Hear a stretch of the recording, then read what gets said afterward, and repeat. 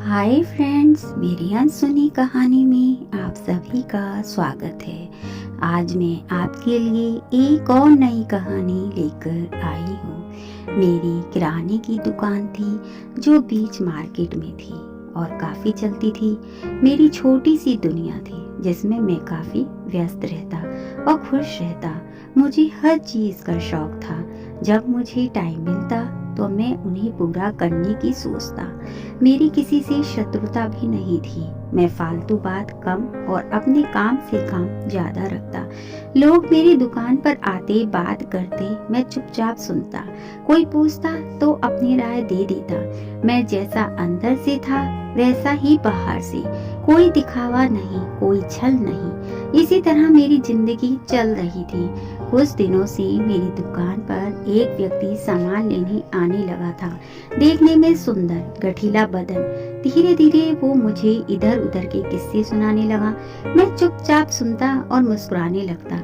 वो अक्सर नगद सामान खरीदता क्योंकि मैं लोगों को उधार कम देता था।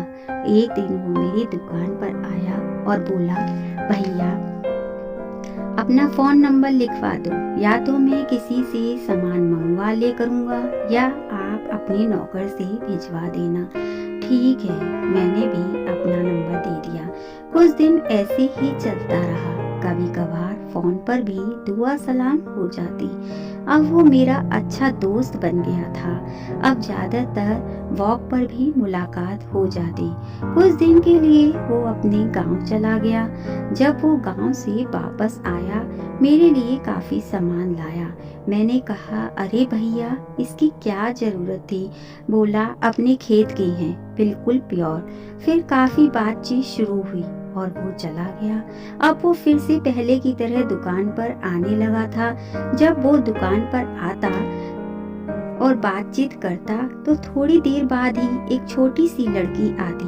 वो बोलती कुछ न थी पर हाथ से मांगने का इशारा करती। एक दो बार की बात अलग है। अब जब भी मेरा दोस्त सामान लेने आता तभी वो लड़की आ जाती। मैं उसे कभी बिस्किट तो कभी टॉफी या खाना खा रहा होता तो अपने टिफिन में से खाना दे देता। कई बार मेरे दोस्त ने देने से मना भी किया। अरे यार, ये लोग ऐसे ही होते हैं, क्यों सिर पर चढ़ाता है इन्हें? पर मैं न मानता और कुछ न कुछ दे देता। उस लड़की के चेहरे पर एक अजीब सा तेज था। वो अपनी तरफ मोह लेता। सामान लेकर वो एक मिनट न रुकती। एक दिन मेरा दोस्त बोला, यार पूर्णागिरी चलोगे? मैंने कहा चलूंगा और प्रोग्राम बना लिया।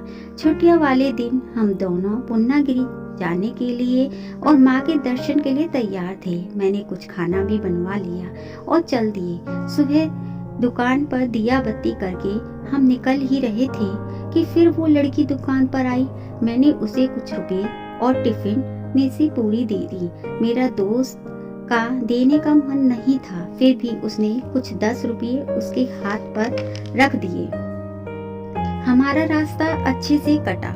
ये उस समय की बात है जब पूर्णागिरी में ज्यादा भीड़ नहीं थी। हम दोनों चढ़ाई कर रहे थे। वहाँ का रास्ता बड़ा कठिन है। दोनों तरफ खाई और बीच में पतला सा रास्ता है जहाँ उस समय सीधे चलते जाओ। अगर मुड़कर देखने के लिए भी वहाँ जगह नहीं थी। अचानक मेरे दोस्त का पैर फिसल गया और वो पेड़ से लटक गया। मेरे तो पैरों तले जमीन खिसक गई।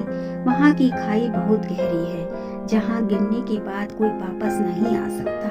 मैं जोर जोर से चिल्ला रहा था और माँ से प्रार्थना कर रहा था, अपने दोस्त के लिए प्रार्थना कर रहा था। तभी मेरी आवाज पंडित जी ने और वहाँ रहने वाले आसपास के लोगों ने सुनी। उन्होंने रस्सी डाल और कठिन प्रयास से मेरे दोस्त को बचा लिया। ये सिर्फ चमत्कार ही था जो माँ ने मेरी प्रार्थना सुन ली, क्योंकि वहाँ से आज तक कोई भी बचकर नहीं आया। माता रानी ने मेरी लाज रख ली थी। हम दर्शन करने गए। हमने दर्शन भी काफी अच्छे से हुए। माँ ने मुझे उस लड़की की झलक दिखाई दे रही थी। हम दर्शन करके वापस अपने शहर आए। मेरा फिर से वही रूटीन शुरू हुआ। आज तक मैं उस लड़की का इंतजार कर रहा हूँ, पर वो लड़की आज तक नहीं आई। अब मुझे एहसास होता है वो साक्षात माँ थी। दान दिया हुआ कभी खाली नहीं जाता। वो किसी न किसी रूप में हमारी रक्षा करता है। शायद माँ ने भी मेरी अपने दोस्त को बचाने में रक्षा की थी। जय माता दी। फिर मिलते हैं दोस्तों एक और नई कहानी के साथ। जब तक आप स्वस्थ रहिए, खुश रहिए। आप